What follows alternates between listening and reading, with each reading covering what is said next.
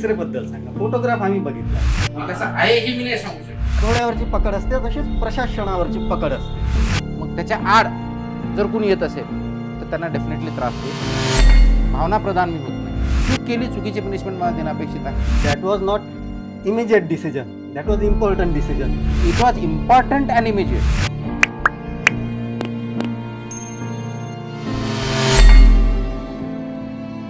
स्वागत. हे स्वागत आहे जगभरातील तमाम खंडातील एका अशा वादळी व्यक्तिमत्वाच्या चाहत्यांचं. वादळी व्यक्तिमत्वाचं म्हणजे वादळाचंच स्वागत आहे मी, कारण आज बसलो आहे त्या वादळासोबतच. अर्थात हे वादळ कुणाचं छप्र उडवून लावणारं वादळ नाही आहे मित्र हो, तर हे वादळ आहे ज्यांची छप्र उडून गेलीत अशा निष्पाप वंचितांच्या घरावर छप्र झाकणाऱ्या व्यक्तिमत्वाचं. हे वादळ आज इथं शांत जरी बसलेलं तुम्हाला दिसत असेल तरीही त्यामागचं कारण फार वेगळं आहे. या वादळी व्यक्तिमत्वाचं नाव आहे मिस्टर तुकाराम हरिभाऊ मुंडे. मुंडे सरांचा वेळ मिळणं किती कठीण आहे हे केवळ आम्हा पत्रकारांनाच नाही तर सर्वसामान्य जनतेला देखील चांगलं ठाऊक आहे. अर्थात सर्वसामान्य जनतेसाठी ते 24x7 उपलब्ध असतात, परंतु त्यांचा वेळ मिळणं खरंच कठीण आहे. आज ते वादळ जरा इथे या खुर्चीमध्ये जरा निवांत आपल्याला इथे बसलेलं आढळून येईल. त्यामागचं कारणच असं आहे, कारण आता ते उद्या मुंबईला जात आहेत आणि तेवढ्यातल्या तेवढ्यात हा वेळ काढून मी निरंजन मार्कंडेवार त्यांच्याशी हा संवाद साधण्याचा इथे प्रयत्न करतोय. मी वारंवार वादळाचं नाव इथे याच्यासाठी घेतोय. त्याचं कारण लवकरच एका सेकंदातच मी तुम्हाला सांगतोय. 2020 मध्ये मी तुमच्याशी बोलतोय. मी तुम्हाला नेतोय 1975 सालाकडे. 1975 stormy year in the whole history of India. Turbulent year 1975. 1975 या साली या देशात लागली आणीबाणी, इमर्जन्सी, आणि या देशाचं संपूर्ण राजकीय सामाजिक चित्र बदललं. त्याच वर्षात मराठवाड्यातल्या तारसोना बीड जिल्ह्यात सरांचा जन्म झाला. तर इतक्या वादळी वर्षात ज्या व्यक्तिमत्वाचा जन्म होतो त्या व्यक्तिमत्वाबद्दल आज आपण एक थोडंसं सायको अनालिसिस, ज्याला आधुनिक मानसशास्त्रात म्हटलं जातं, त्या पद्धतीने त्यांच्याबद्दल जरा जाणून घेऊया. मी वळतो आहे मुंडे सरांकडे. सर, एवढ्या विपरीत परिस्थितीत आपला जन्म झाला, बालपण शेतीत गेलं आणि आज आपण आमच्या समोर एक कर्तव्य कठोर, डॅशिंग, डेअरडेव्हिल असे अधिकारी म्हणून उभे दिसता आम्हाला. इतक्या विपरीत परिस्थितीत आपला जन्म होऊन इथपर्यंत आज आपण अशी वाटचाल केली आहे, याबद्दल आपण काय सांगू शकता? मला वाटतं प्रत्येक जण एका विशिष्ट परिस्थितीतून जात असतो. कदाचित परिस्थिती एका वेळेस चांगली असेल, दुसऱ्या वेळेस विपरीत असेल, आणि मग परिस्थितीतून मार्गक्रमण करणं हे आपल्या हातात असतं. ते कोणत्या पद्धतीनं करायचं, त्याला कसं फेस करायचं, त्याला निगेटिव्हली बघायचं का पॉझिटिव्हली बघायचं, त्याला अपॉर्च्युनिटी बघायचं, चॅलेंज बघायचं का त्याच्यामध्ये नाही हे माझी परिस्थिती आहे त्याच्यावरती अवलंबून मी पुढे जायचं. बऱ्याच वेळेस आपण लक म्हणतो की माझं लक नाहीये, माझं जन्म असा ठिकाणी झाला, मला माझं लक साथ देत नाही. या दृष्टिकोनातून बघायचं का your on creation is luck. Sir, आपण विपरीत परिस्थितीचा उल्लेख केला. तर विपरीत परिस्थितीत काय, मराठीत एक नेहमी म्हटलं जातं की सतीचं वाण. म्हणजे ते असं की बाबा दिवा घेऊन जाते आहे स्त्री आणि तिची म्हणजे मोठी धडपड अशी असते की बाबा पदरही पेटू द्यायचा नाही आणि दिवाही विझला नाही पाहिजे. तर अशी सगळी विपरीत परिस्थिती असते. तर अशा या विपरीत परिस्थितीतून अशी सगळी वाटचाल तुम्ही सगळी केली. तर यामध्ये परिस्थितीचा भाग किती आणि हा ध्येय होतं तुमच्या पुढे सनदी अधिकारी होण्याचं, IAS होण्याचं, की हा संस्कार होता घरून मिळालेला? नेमकं काय होतं? म्हणजे हे सगळं मराठी मनांना आणि तुमच्या चाहत्यांना जरा खूप उत्सुकता आहे जाणून घेण्याची. खरं बोलायचं तर मला ध्येय काय होतं किंवा असतं हे मला त्यावेळेस कदाचित माहीत नव्हतं. म्हणजे माणूस ज्याला जन्माला येतो त्यावेळेस कोणतं ध्येय घेऊन येतो की असं मला नाही माहिती आहे. म्हणजे ज्यावेळेस जन्माला येतो जन्माला कोणतरी घातलेलं असतं. तसा मी जन्माला आलो त्यामुळे शाळेत जात असताना, त्यावेळेस माझ्या गावातच शाळा होती जिल्हा परिषद, त्यात असताना शाळेत का गेलो तर सिंपल आईवडिलांनी घातलं म्हणून गेलो. का शिकत होतो माहीत नव्हतं. शिक्षक शिकवत होते, आईवडिलांनी सांगितलं शिकायचं, याच्यापेक्षा वेगळं काही माझ्यासमोर होतं अशातला काही भाग नाही आहे. आणि म्हणून ध्येय काय असतं हे मला त्यावेळेस माहीत नव्हतं, किंवा सनदी अधिकारी काय असतो हेच माहीत नव्हतं. त्याच्यामुळे सनदी अधिकारी होणं किंवा ते ध्येय असणं याचा प्रश्नच येत नाही. आणि म्हणून आपण जे म्हणला की विपरीत परिस्थितीने घडवलं का ध्येयाने घडवलं, मला वाटत नाही त्यावेळेस ध्येय काय होतं हे माहीत नसल्यामुळं काय असणार ध्येय, सनदी अधिकारी काय असतं, IAS काय असतं, ते कसं करायचं असतं हे माहीत असण्याचं काही कारण पण नव्हतं. परिस्थिती होती, पण गावामधली सर्वसाधारणपणे सर्वांचीच परिस्थिती तशी असते असं मला वाटतं. कमी जास्त प्रमाणात असेल, कदाचित माझ्याकडे जास्त असेल, कोणाची माझ्यापेक्षा वाईट असेल, कोणाची माझ्यापेक्षा बरी असेल, परंतु परिस्थिती घडवते, पण परिस्थितीला सुद्धा घडवता आलं पाहिजे. परिस्थितीवरती मात करता आली पाहिजे. आपण चालत राहिलं पाहिजे, परंतु फक्त चालत राहून चालणार नाही. कोणत्या दिशेला जायचं ही दिशा मात्र आपल्याला ठरवता आली पाहिजे. आणि मग जसं म्हटलं की आपण चौराहे ज्यावेळेस उभा असतो, कोणत्या मार्गाने मार्गक्रमण करायचं आहे हे तुमचं ध्येय काय आहे याच्यावरती अवलंबून असतं. फक्त तुमचं तोंड तिकडे म्हणून तिकडे जाणं हे योग्य होणार नाही. तर आपल्याला ज्या दिशेनं जायचं आहे ती दिशा आपण ठरवायची असते. आणि त्या दिशा ठरवल्यानंतर मात्र त्यासाठी येणाऱ्या अडीअडचणी असतील त्याच्यावरती मात करून पुढे जाणं हे अपेक्षित असतं. अर्ध्या रस्त्यातून वापस फिरायचं नाही हे मात्र मी ठरवलेलं होतं. आणि हे माझे संस्कार होते. एखादा धरला वसा जो आहे आपण ज्याला म्हणतो, आम्हाला एक आठवत नाही कोणत्या वर्गात, पण एक कथा चॅप्टर होता कोणतरी याच्यामध्ये, वसा धरला की तो सोडायचा नाही. तर तशी परिस्थिती मला वाटतं की आपण एखादं, वसा म्हणजे काय तर ध्येय, एखादी गोष्ट ठरवली हे करायचं आहे, मग ते सोडायचं नाही. त्यासाठी लागेल ते काबाड कष्ट करण्याची तयारी पाहिजे, त्याकडे ते मार्गक्रमण करण्याची तयारी पाहिजे, परिस्थितीत सामना करण्याची तयारी पाहिजे, गरज पडली तर समाजाशी सामना करण्याची तयारी पाहिजे. आणि सर्वात महत्त्वाचं म्हणजे सर्वात मोठा सामना हा तुमचा समाजाशी नसतो, सर्वात मोठा सामना हा तुमच्या कुटुंबियाशी नसतो, सर्वात मोठं युद्ध हे तुमच्या आप्तेष्टाशी किंवा शत्रूशी नसतं. सर्वात मोठा सामना हा तुमच्या स्वतःशी आणि स्वतःच्या विचाराशी असतो. हे जोपर्यंत तुम्ही शिकणार नाही तोपर्यंत तुम्ही पुढे जाऊ शकणार नाही. आणि म्हणून आपली हार त्याच वेळेस होते ज्या वेळेस तुम्ही तुमच्या विचाराशी लढा देण्याचं बंद करता. तर तुमचे जे विचार आहेत त्याच्याशी लढा देण्याची प्रवृत्ती, कारण वाईट ॲक्शन त्याच होते ज्यावेळेस तुमचे वाईट विचार मनात येतात. म्हणून तुमच्या वाईट विचारावरती मात करणं किंवा स्टेटस कोई ज्याला म्हणतो, आहे त्या परिस्थितीत समाधान मानणं, या परिस्थितीची तुमच्या विचारांशी द्वंद्व करणं आणि त्याच्यातून पुढं जाणं, हे संस्कार माझ्यामध्ये माझ्या कुटुंबियांनी, आईवडिलांनी, भावांनी, पत्नीने, इव्हन मुलांनी फॉर दॅट मॅटर हे घातले over a period of time. आणि म्हणून ते जर आपण अंगीकारले नाही, त्या संस्काराला फुलून नाही दिलं तर त्याला काही अर्थ राहत नाही. फूल त्याच वेळेस फुलेल ज्यावेळेस त्याला पाणी घातलं जाईल, कोमेजून देणार नाही. आपल्या विचाराला जर आपण कोमेजून दिलं तर त्याचं फुलामध्ये आणि बागामध्ये रूपांतर होणार नाही. म्हणून ते विचार, चांगले विचार, त्याची साखळी, त्याला प्रमोट करणं, त्याच्यावरती काम करणं हे महत्त्वाचं आहे. म्हणून गड्या, तुझा संवाद तुझ्याशी पाहिजे आणि तुझं द्वंद्व तुझ्या विचाराशी पाहिजे. हे विचार पुढे जोपर्यंत नेत नाही, या विचाराशी द्वंद्व जोपर्यंत करत नाही तोपर्यंत चांगल्या गोष्टी घडणार नाही. आणि त्या विचारावरती सर्वात महत्त्वाचं आचरण जोपर्यंत करणार नाही तोपर्यंत आपण पुढे जाणार नाही. म्हणून मला जर विचारलं तुम्ही ध्येयवेडा होता का, मला ध्येयवेडा म्हणण्यापेक्षाही प्रिन्सिपल बेस्ड, व्हॅल्यू बेस्ड ह्या ज्या आहेत त्या महत्त्वाच्या आहेत. आणि ते प्रिन्सिपल्स, व्हॅल्यूज हे तुम्हाला मार्ग दाखवतील, त्याच्यावरती चालावं लागेल. कष्ट डेफिनेटली असतील, परंतु ज्याला कष्टाचं चीज म्हणतो, मराठीमध्ये आपण म्हणतो ना, त्या कष्टाचं चीज केलं किंवा डोळ्याचे पारणे फेडले म्हणजे नेमकं काय, तर एक्झॅक्टली ते असतं. आणि ते जर करता आलं तर I think will be satisfied. तुम्ही म्हणजे आता जे फुलांच्या संदर्भात जे बोललात ना, आणि आपल्या समोर इथं फुलं ठेवलेली आहेत, मला सहज अशी वेळ आठवली की बरं झालं की आपण इथं फुलं ठेवली आहात, बरं झालं की आपण इथं फुलं ठेवली आहात, आणि बरं झालं की आपण कधी कधी फुलांवर ठेवताही आहात. फुलांनी जपायचं असतं ना, असं फुलांना आपल्यासारखं आतल्या आत. Yes, absolutely absolutely. हे हे जे तुमच्या कर्तव्य कठोर मनाच्या आत फुलांची एक संवेदनशीलता ही दडली आहे, असं एक सारखं जाणवत असतं.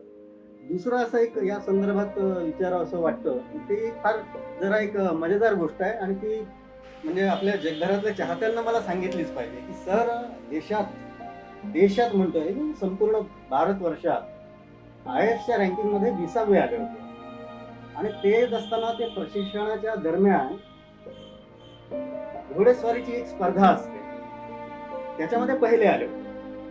आता आपण हार्ले डेव्हिडसन पासून तर सायकल पर्यंत बाईक चालवतो, दोन्हीकडे 2 पाय टाकून बसतो, त्याला म्हणतात मान टाकून बसणे, मान. आणि ती पकड असते एक प्रकारची त्या वाहनावर. अशीच गोळ्यावरची पकड असते, तशीच प्रशासनावरची पकड असते, त्याला आपण कमांड म्हणतो. त्या वाहनावरची मान टाकून बसणे आणि प्रशासनावरची कमांड असते. तर ही मांड ते कमांड या संदर्भातला एक प्रश्न सरांना आता असा, मी गमतीदारच तो प्रश्न आहे, कारण सरांनी बालपणी म्हैस चालवली आहे, म्हैस, बफेलो. सर, हा गमतीदार अनुभव जरा शेअर करा ना. मला वाटतं की बेसिकली कोणीही शेतकरी असेल आणि त्यांच्याकडे गाई, बैल, म्हैस, शेळ्या असतात, तर त्याला मेंड करतो किंवा त्याला आपण पाळतो असं म्हणतो, रेअरिंग करतो. त्याच्यामध्ये बऱ्याच ॲक्टिव्हिटी होतात. आमची परिस्थिती बेताची स्टार्टिंगला असल्यामुळं आमच्याकडं गायी नव्हत्या आणि घरी दूध लागायचं म्हणून आईवडिलांनी एक शेळी घेतली होती. मी त्याच्यामुळं घरामध्ये चहाला लागेल, चहा तर कोणी आईवडीलच प्यायचे, बाकी आमच्यासाठी दूध लागेल म्हणून ते बकरी घेतली होती की शेळी. ते शेळी पालन एकच असायची, तर ती आम्ही घ्यायचो, त्याला रेअरिंग करणं ते बघायचं. शाळा सुटल्यानंतर किंवा शाळा भरण्याच्या अगोदर त्याला रेअरिंग करणं किंवा सुट्ट्या असेल त्यावेळेस ते दिवसभर चारणं, हा प्रकार व्हायचा. आणि over a period of time मला आठवतं की मी मग जसा मी 7वी 8वीत असेल कदाचित किंवा 5वी 6वीत असेल त्यावेळेस म्हैस घेतली, त्यालाही रेअरिंग करताना. गावाकडे ज्यावेळेस अशा म्हैसी घेतल्या, ज्या जनावर असायचे, तर लहान मुलं हे म्हैशीवर बसणं किंवा गायीवर बसणं हा प्रकार असायचाच. म्हणजे ते कॅरियर म्हणून नाही, ते मजाक म्हणून किंवा चालताना कंटाळा आला म्हणून त्याच्यावर बसला असा प्रकार असायचा. तर त्याच्यातून लर्निंग पण व्हायचं आणि एन्जॉयमेंट पण व्हायची. तर म्हैशीवर तशाच प्रकारे मी बसायचो. खूप रेअरली बसलो, पण ते म्हैस ज्यावेळेस चालायची किंवा पर्टिक्युलर उधळायची त्यावेळेस ते ग्रीप असणं ते महत्त्वाचं असतं. कारण त्याच्यावरती काय असा म्हैशीवरती आपण त्याला लगाम नसतो की फक्त विदाऊट दाव्याचं, कोणताही कासऱ्याशिवाय, कोणताही व्यसन नसताना त्याच्यावरती बसणं, ती उधळी असताना त्याच्यावर न पडणं ही स्किल असते. ती ग्रीप असायची. ती ग्रीप त्या हाताने येत नाही, ती पायाने तुमच्या थाईज ज्या असतात त्या थाईजच्या माध्यमातून ते ग्रीप असते. थाईजनी तुमच्या त्या बॉडीला, तुमचे थाईज जे असे मांडे असतील त्याच्यावरून त्या बॉडीला किती ग्रीप असते त्याच्यावरती तुम्ही ते घट्ट राहू शकता. घोड्यावरचंही तसंच असतं. घोडा तुमच्या लगामाने चालत नाही, तुमच्या ग्रीपनी चालतो. ग्रीप जेवढी टाईट तेवढा तो कंट्रोलमध्ये राहतो. ग्रीप लूज झाली की युवा फॉल, आणि त्याच्यावर ग्रीप लूज झाली की घोडा जस्ट उधळतो आणि तुम्ही खाली पडता. तर त्यावेळेस ज्यावेळेस मी अकॅडमीला गेलो त्यावेळेस तिथे घोडेस्वारी एक ऑप्शनल सब्जेक्ट असतो. म्हणजे कुणी ॲक्टिव्हिटी घ्यायचं त्याच्यातले मी घोडेस्वार सेकंड फेजमध्ये घेतलं. फर्स्ट फाउंडेशन कोर्स असतो त्याच्यामध्ये घेतलं नाही, कारण मला माहिती होतं मला ते येऊ शकतं. मी दुसरी ॲक्टिव्हिटी काय त्याच्यावरती घेतलं. आणि जसं चालू केलं त्यावेळेस मी पहिल्या दिवशी सांगितलं कसं बसायचं, तर मी बसलो आणि चालू केलं. तर मला त्यांनी प्रश्न विचारला की तुम्ही घोडेस्वारी शिकलेला, की म्हटलं नाही आहे. मग एवढी चांगली घोडेस्वारी कशी येते? काही नाही, मी शेतकरी आहे, शेतीमध्ये काम केलेलं आहे, बैलाला कंट्रोल कसं करायचं माहिती आहे, म्हैशीवर बसलो तर म्हैशीला कंट्रोल कसं करायचं माहिती आहे, त्याच्यामुळे घोड्यावर कंट्रोल करतो. काय याच्यात एवढं सिंपल साधं लॉजिक आहे. कारण तुम्ही लहानपणीपासून जर 2 व्हीलर चालवत असा आईवडिलांबरोबर, तर तुम्हाला माहिती आहे की ते काहीतरी तुम्ही 2 व्हीलर पण ते ग्रीप येते. तसं मला ते हे शास्त्र जे आहे ते जमलेलं आहे. म्हणून ते ग्रीप मला ती त्यावेळेस शिकलो. आणि मी पहिला नव्हतो आलो, मी तिसरा आलेलो होतो. कधी प्रॅक्टिस केली नाही, पण आय वॉज थर्ड. म्हणजे मला ते अकॅडमीमध्ये जे असतं त्याच्यामध्ये जे अवॉर्ड्स असतात त्याच्यामध्ये थर्ड बेस्ट रायडर म्हणून मला त्याच्यामध्ये अवॉर्ड भेटलेलं होतं. आता ही ग्रीप जी असते ही झाली तुमच्या जनावरावरची ग्रीप किंवा घोड्यावरची ग्रीप. प्रशासनावरती ग्रीप असावी लागते. तुम्ही जे सांगितलं की कमांड, तर प्रशासनामध्ये कमांड असणं त्यासाठी तुम्हाला नॉलेज लागतं. त्यासाठी तुम्हाला प्रयत्न करावे लागतात. त्यावेळेस तुम्हाला ॲक्शन्स लागते. कुठं तुम्हाला काय म्हणता येईल की ॲक्शन घेतली पाहिजे, कुठं आसूड उगारला पाहिजे, कुठं नोटीस दिले पाहिजे, कोणत्या वेळेस टाच मारली पाहिजे, कोणत्या वेळेस दाबलं पाहिजे. ह्या ट्रिक्स ॲडमिनिस्ट्रेशनच्या असतात, त्या शिकायच्या असतात आणि त्या इम्प्लिमेंट करायच्या असतात. त्या जर आल्या तर तुमचं कमांड राहतं प्रशासनावरती, आणि प्रशासनावरती जर कमांड राहिलं तर पर्यायानं आपल्याला जे पब्लिक सर्व्हिसमधून लोकांना सर्व्हिस द्यायची आहे ती आपण देऊ शकतो. मग ती वेळेवर देऊ शकतो, फास्ट देऊ शकतो, सेन्सिटिव्हली देऊ शकतो. हे कमांड असलं पाहिजे. आणि त्यासाठी नॉलेज बरोबरच काम करणं आणि काम करून घेणं ही जी कलागुण लागतात ते आत्मसात करायचे असतात. आणि ते आत्मसात केलं तर डेफिनेटली आपलं प्रशासन चांगलं होऊ शकतं, संवेदनशील होऊ शकतं, फास्ट होऊ शकतं. म्हणून प्रशासनामध्ये आमचं एक म्हणणं असतं की तुम्हाला रिस्पेक्ट जो असतो प्रशासनामध्ये तो डिमांड करता येत नाही, तो कमांड करावा लागतो. आणि तो कमांड करायचा असेल हे तुमचं बिहेवियरपासून नॉलेजपर्यंत हे प्रत्येक मोमेंटला टेस्ट केलं जातं. आणि सर्वात जास्त टेस्ट कोण करतं माहिती आहे तुम्हाला? तुमच्या हाताखालचे कर्मचारी टेस्ट करत असतात. कारण ज्या दिवशी तुम्ही नव्या ठिकाणी जाल तर सर्वात डिफिकल्ट सब्जेक्ट जो कधीच सॉल्व्ह होणार नाही तुमच्यासमोर टाकला जातो. आणि त्याच्यावर तुमची ॲक्शन काय असते, रिॲक्शनपेक्षा ॲक्शन काय असते याच्यावरती तुमचा पुढचा कोर्स ऑफ ॲक्शन ठरतो. त्याच्यावरती तुम्ही कोणता निर्णय देता, त्याच्यातून ते टेस्ट करता की तुम्हाला नॉलेज आहे नाही आहे, तुम्ही कोणत्या दृष्टीने जाऊ शकता, हे नेहमी टेस्ट होत असतं.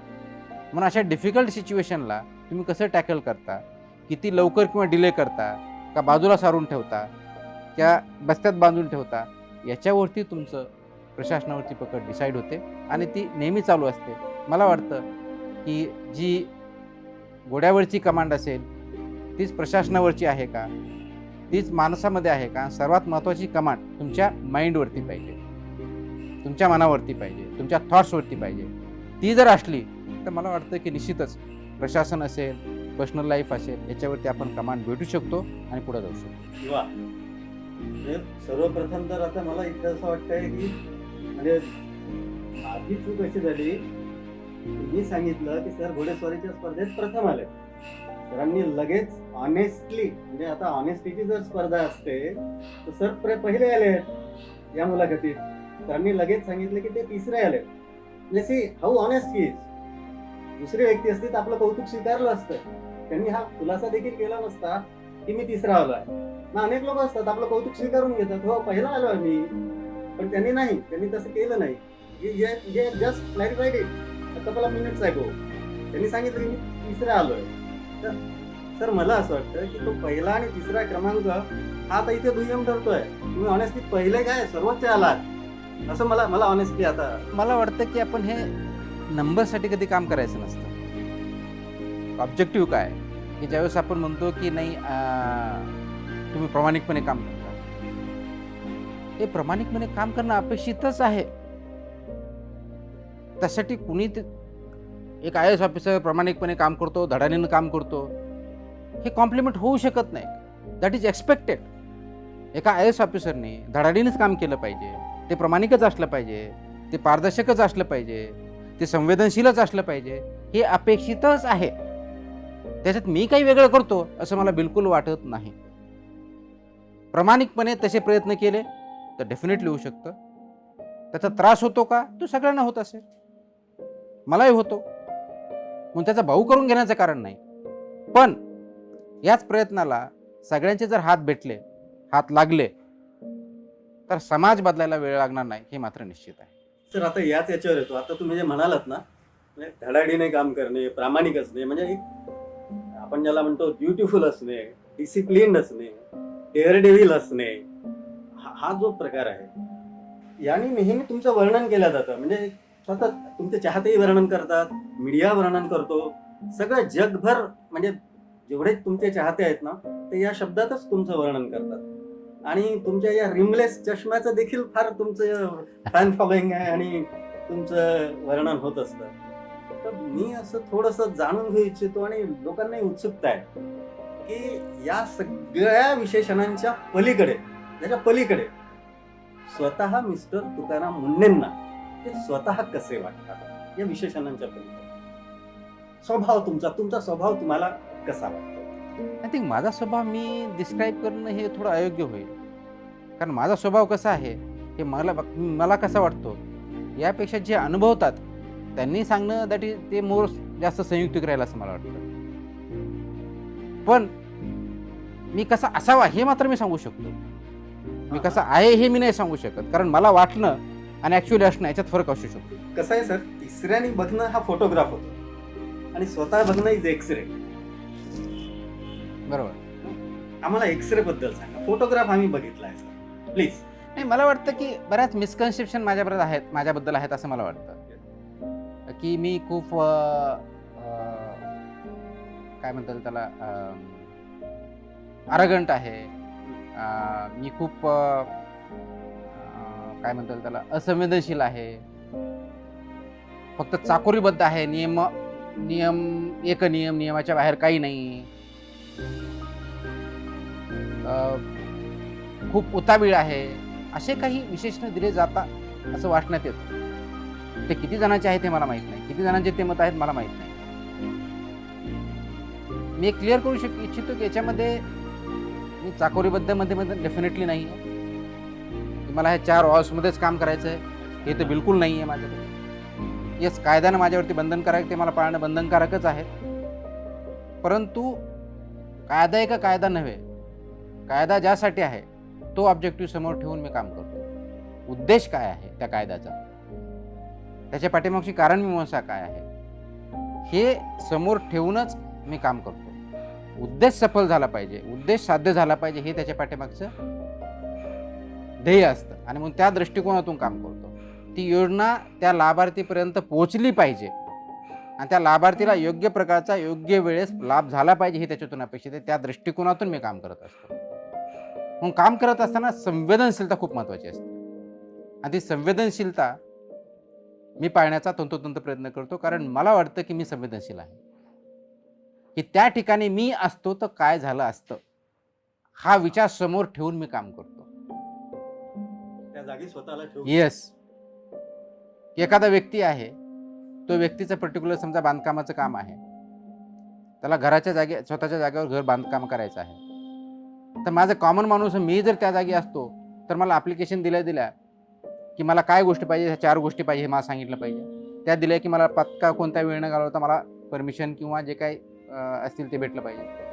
हा विचार करून मी सिस्टम डिझाईन करतो. हा विचार करून मी डिसिजन घेतो. हा विचार करून मी निर्णय घेतो. आणि म्हणून तसं जर बघितलं म्हणून माझे कोणतेही ट्रान्सपरन्सी काय ते किंवा ऑटोमेशन मी का भर देतो, तर ॲप का आणतो, तर कुणाला कुणाकडे जाण्याची गरज पडू नये, डिले होऊ नये, वेळ वायाला जाऊ नये आणि कुणाला फोन करणे, कुणाच्या मार्फत शिफारस करणे, कुणाला भेटणे याची गरज पडू नये अशा सिस्टम मी डिझाईन करतो आणि अशा प्रकारे निर्णय घेतो. त्याच्यामुळे संवेदनशीलता असणं हे गरजेचं आहे. त्या संवेदनशीलतेच्या दृष्टिकोनातून ती आर्टिफिशियल क्रिएट करता येते. आणि म्हणून बऱ्याच वेळेस म्हणतात की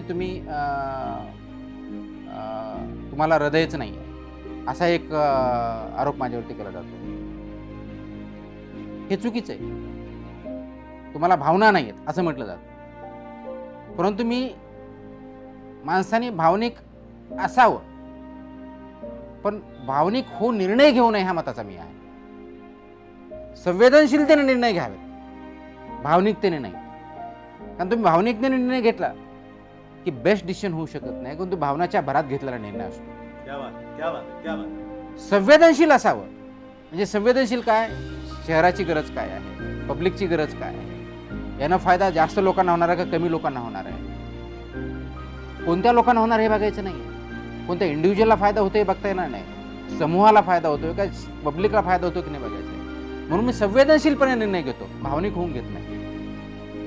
आणि ज्याला हा डिफरन्स कळला की संवेदनशीलता म्हणजे काय आणि भावनिकपणा म्हणजे काय, आणि याच्यातला डिफरन्स जर समजला आणि त्या अनुषंगाने निर्णय घेतले प्रोफेशनल किंवा पर्सनल लाईफमध्ये, संवेदनशील डिसिजन हे जास्त इम्पॅक्ट करणारे असतात, भावनिक डिसिजन नसतात. भावना ही क्षणभंगूर असू शकते, ती तात्पुरता तुमच्यावरती मलमपट्टी करू शकते, परमनंट सोल्युशन देऊ शकत नाही. म्हणून तुम्ही भावनिक होण्यापेक्षा संवेदनशील राहा असं माझं म्हणणं आहे. आणि म्हणून मी संवेदनशील असतो, भावना प्रधान मी होत नाही. मी संवेदनशील प्रधान होण्याला महत्त्व देतो. त्याच्यामुळे मी जरी कडक वाटत असलो तर त्याच्यामध्ये संवेदनशीलता असते. मी भावनाप्रधान नाही आहे, म्हणून कदाचित मी भावना विवश होत नाही, किंवा मी ते एक्सप्रेस करत नाही म्हणून मला भावना नाहीत असा अर्थ होत नाही. भावना डेफिनेटली असतात, पण भावनापेक्षा जास्त संवेदनशीलता याला मी प्राधान्य देतो. संवेदनशीलता मी बघतो, नीड बेस्ड डिसिजन्स घेतो, आणि हे सगळं करताना पारदर्शकता आहे हे मी बघतो. हे सगळं करताना इक्वॅलिटी बिफोर लॉ आहे, सर्वांना समानता जे म्हणतो ती असणं अपेक्षित आहे. हा माझा, तू दूरचा, तो मला आवडत नाही, तिच्याबद्दल माझ्या मनात द्वेष आहे, ह्या भावना जर ठेवून मी निर्णय घेतले तर ते योग्य राहणार नाहीत. म्हणून मी ती भावनाप्रधान होत नाही. संवेदना जागे ठेवल्या पाहिजेत, त्या दृष्टीनं लोकाभिमुख निर्णय झाले पाहिजेत, आणि लोकाभिमुख निर्णय घेताना समाजाचं भलं कसं होईल ते बघितलं पाहिजे. आणि म्हणून मी कुठेतरी बोलताना मी बोललो होतो की माझ्या आईवडिलांनी मला काय फिलॉसॉफी दिली, तर माझ्या आईने एक वाक्य सांगितलं होतं, जेवढ्यांचं भलं करता येतं तेवढ्यांचं भलं करावं. क्या बात.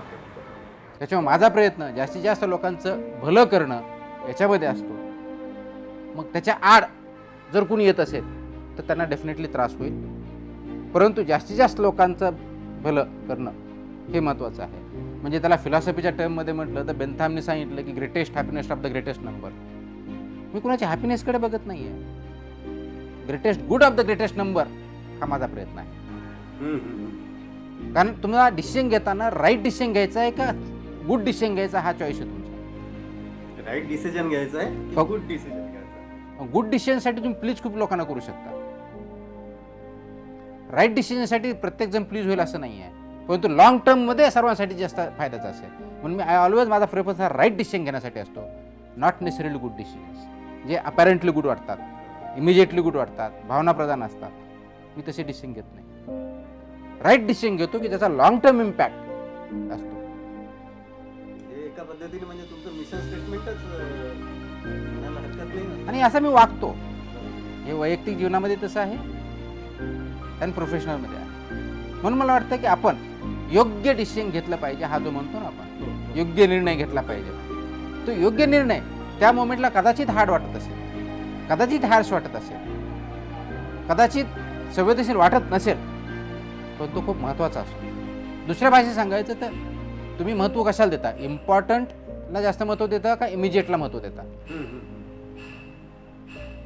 माझं नेहमी फोकस हा इम्पॉर्टंट गोष्टीवरती असतो, नॉट नेसेसरीली इमिजिएट. इमिजिएट गोष्टी आपण नेहमीच करतो, मला तात्काळ आहे, तात्काळ का महत्त्वाचं, कारण तात्काळ हे इमिजिएटसाठी आहे, महत्त्वाचं हे लॉंग टर्मसाठी आहे. तर फोकस हा आपला कधी महत्त्वाच्यावरती पाहिजे. महत्त्वाचे जर डिसिजन घेतले तर तात्काळ डिसिजन आपोआप होतात. म्हणून हे सगळं करत असताना हा ट्रेड ऑफ असतो. मी लास्ट लॉंगिंग जे असेल त्या दृष्टीने प्रयत्न करतो, गुडपेक्षा राईटला जास्त महत्त्वाचं देतो, इमिजिएटपेक्षा इम्पॉर्टंटला जास्त महत्त्व देतो, आणि त्या दृष्टीने वाटचाल करतो. अतिशय स्पष्ट, स्वच्छ, सोप्या परंतु तितक्याच परखड शब्दात आपण मुंडे सरांकडून त्यांची भूमिका ऐकून घेतली की ते त्यांना स्वतःला कसं बघतात. आता आपण कुठे चाललोय ठाऊक आहे? आपण चाललोय परत सरांच्या मायभूमीकडे. म्हणजे कुठे? धाडसाण्याला, बीड जिल्ह्यात. सर, आपण कलेक्टर होण्यापूर्वी MPSC झालात. MPSCच्या वेळेस ते करत असतानाच त्या कालखंडात आपण शिक्षकी पेशा स्वीकारलात काही काळ, म्हणजे अध्यापनाकडे वळला. आता जो माणूस इतक्या नोबेल प्रोफेशन, म्हणजे आज आपण वैद्यकीय व्यवसाय आणि शिक्षकी पेशा हा जगभर एक उदात्त व्यवसाय, एक नोबेल प्रोफेशन समजल्या जातो. आणि ते केल्यानंतर मग आपण UPSC झालात, सनदी सेवेकडे आलात, नागपूरला आपण मुख्य कार्यकारी अधिकारी CEO म्हणून आलात, आणि आल्या आल्या इथल्या आबासाहेब खेडकर सभागृहात पाय ठेवलात. अनेक शिक्षक आपल्याला गैरहजर दिसलेत आणि त्यांना आपण अगदी वृत्तपत्राचा मथळा सांगायचा तर CEO तुकाराम मुंडे यांनी दिला दणका. कुणाला? शिक्षकांना. जी व्यक्ती शिक्षक राहिली, या नोबेल प्रोफेशनमध्ये राहिली, त्यांनी दणका कुणाला दिला? पहिला शिक्षकांना. हा पॅराडॉक्स आपण कसा समजून घ्यायचा? सर प्लीज थोडंसं समजावून सांगा. मला वाटतं त्याच्यात काही पॅराडॉक्स नाही आहे. हे प्रिन्सिपल्स आहेत. आपण जसं म्हटलं की IAS होण्या अगोदर मी MPSCची पोस्टवरती 1 वर्ष होतो. त्या अगोदर 1 वर्ष मी लेक्चरर म्हणून मी काम केलेलं आहे. मी मुंबईला आपल्या गव्हर्नमेंट कॉलेजमध्ये पॉलिटिकल सायन्स या विषयाचा प्राध्यापक म्हणून काम केलेलं आहे. आपण म्हणालात की तू नोबल प्रोफेशन आहे. Every profession is noble profession. आपण जगातलं कोणतंही प्रोफेशन घ्या ते नोबल असतं. मग ते शिक्षक असेल, गार्डनर असेल, फार्मर असेल, टीचर असेल, सिव्हिल सर्व्हिस असेल, पॉलिटिशियन असेल, तुम्ही कोणतंही प्रोफेशन घ्या ते नोबल असतं. अट एकच आहे की त्या प्रोफेशनचे ऑब्जेक्टिव्ह नोबलरित्या पार पाडता आले पाहिजे, तरच ते नोबल होतं. नाही तर मग ते कोणतंही प्रोफेशन नोबल होत नाही.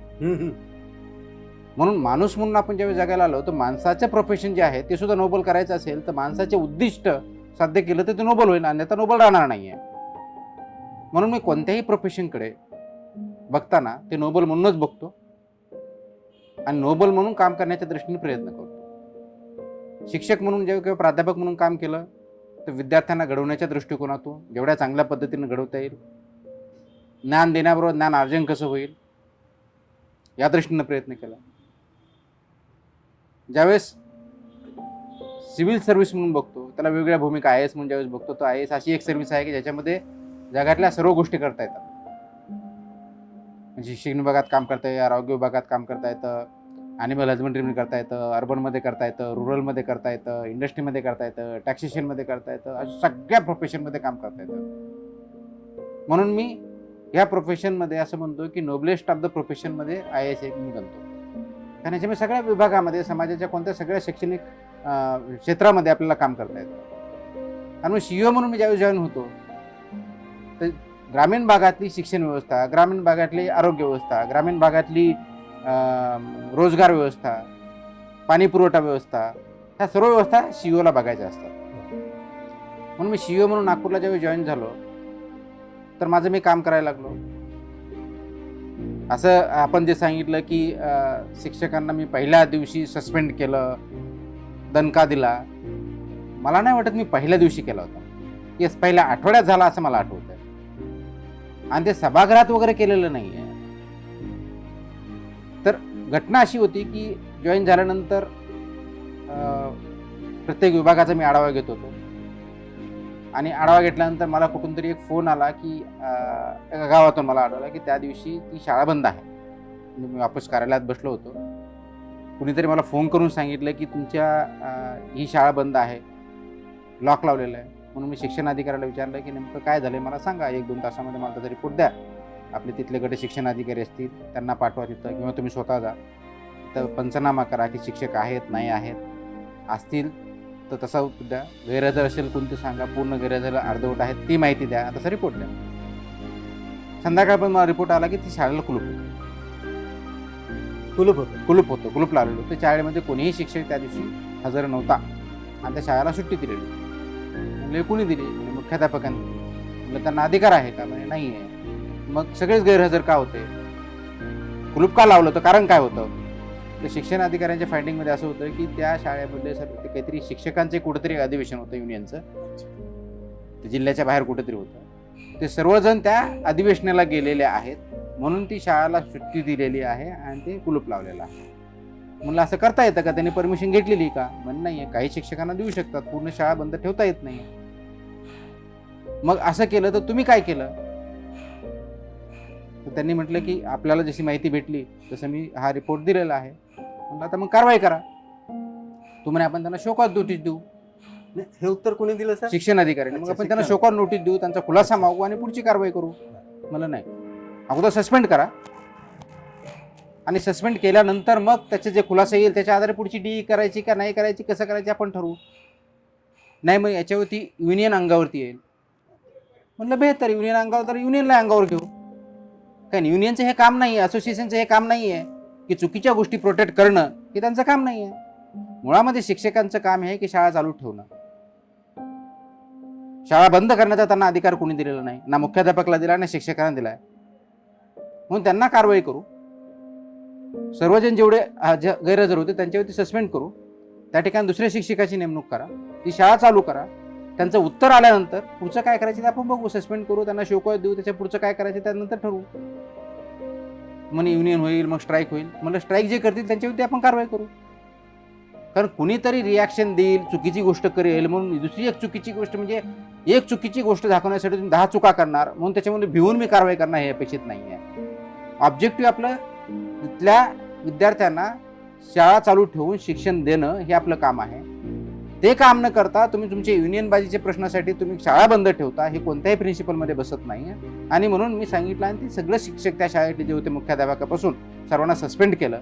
त्या ठिकाणी रात्रीतून दुसऱ्या शिक्षकाची अपॉइंटमेंट केली आणि दुसऱ्या दिवशी शाळा चालू केली आणि पुढे त्याची काही डी होऊन जे काही पनिशमेंट करायची ती केली. मला वाटत नाही याच्यामध्ये मी काही चूक केलं. प्रश्न असा नाही की पहिल्या दिवशी आलं म्हणून तुम्ही काय केलं, पहिल्या दिवशी आहे किंवा युनियन काय होईल म्हणून मी रिॲक्शन, समोरचा व्यक्ती काय म्हणेल म्हणून मी कारवाई करणं किंवा न करणं ही चूक आहे. मी परत सांगतो, योग्य की अयोग्य हा क्रायटेरिया आहे. योग्य हे होतं की त्यांनी शाळा चालू ठेवणं, त्यांनी केलं नाही, चूक केली, चुकीची पनिशमेंट मला देणं अपेक्षित आहे. आणि परत अशा चुका दुसरा कोणी करणार नाही म्हणून तशा पद्धतीची पनिशमेंट करणं अपेक्षित आहे. तर तिथून पुढे कोणी शाळा चालू करण्याचं, बंद ठेवण्याचं कोणी डेअरिंग करणार नाही. ठेवायची असेल तर व्यवस्थित परमिशन घेऊन नियमानुसार करेल हे अपेक्षित आहे म्हणून ती कारवाई केली. आणि त्या कारवाईचा परिणाम असा झाला की तिथून पुढे शिक्षकांचं जे, मला आठवतं की 8 ते 10% जे ॲब्सेंटीचं प्रमाण असायचं ते 1 ते 2% होते. फक्त एकामुळे होत नाही, ही एक झालं, अशा अनेक मेजर्स असतात. ते वेगळे मेजर्स आम्ही घेतले. शिक्षक शाळेत हजर राहायला लागले, वेळेवर तिथं पोहोचून शिक्षणाचं काम करायला लागलं, शिक्षणाचा दर्जा वाढला. तसंच आरोग्याच्या बाबतीतही झालं, तसंच वेगळ्या क्षेत्रातही झालं. That was not immediate decision, that was important decision. मगाशी नो नो नो, तुम्ही इट बोललात, वॉज इम्पॉर्टंट अँड इमिजिएट. त्याचे डिले नाही केला मी. इमिजिएट डिसिजन घेणं महत्वाचं आहे, पण ते इमिजिएट आहे म्हणून घ्यायचे नसतात. योग्य की अयोग्य म्हणून घ्यायचे. योग्य की अयोग्य म्हणून तिथं घेणं, योग्य घेणं आवश्यक होतं. तिथं मी डिले केला असता, तो इम्पॉर्टंट म्हणूनही निघून गेला असता आणि इमिजिएट म्हणून निघून गेला असता. पण अशा या निर्णयामुळे त्याचा फ्रुटफुल परिणाम असा दिसून आला की त्याच नागपूर जिल्हा परिषदेला मग ISO दर्जाही मिळाला. येस, म्हणजे हे फक्त एका बाबतीत नाही, मी सांगितलं की वेगवेगळे विभाग असतात. वेगवेगळे विभाग, सगळ्या विभागामध्ये हे फक्त collective. शिक्षणाच्या बाबतीत नाही, आरोग्याच्या सगळ्याच विभागामध्ये, बरं. म्हणजे हेड ऑफिस असेल, पंचायत समिती असेल, ग्रामपंचायत असेल, या सर्वांच्या बाबतीत तेच निकष होते. ऍक्ट ऑफ ओमिशन आणि ऍक्ट ऑफ कमिशन नावाचा प्रकार असतो. ते व्यवस्थित होतं की नाही हे बघणं गरजेचं असतं. त्या दृष्टीने निर्णय घेतले जातात, ते घेतले. ISO प्रमाणपत्रापासून ते सर्वात जास्त पैसा खर्च करण्यापर्यंत, ते आरोग्य मिशनपासून ते पोषण आहारापर्यंत, कुपोषणापर्यंत सर्व स्तरावरती जिल्हा परिषदची कामगिरी त्या काळात उंचावली होती. हे सर्वांना ज्ञात आहे, हे रेकॉर्डवरती आहे.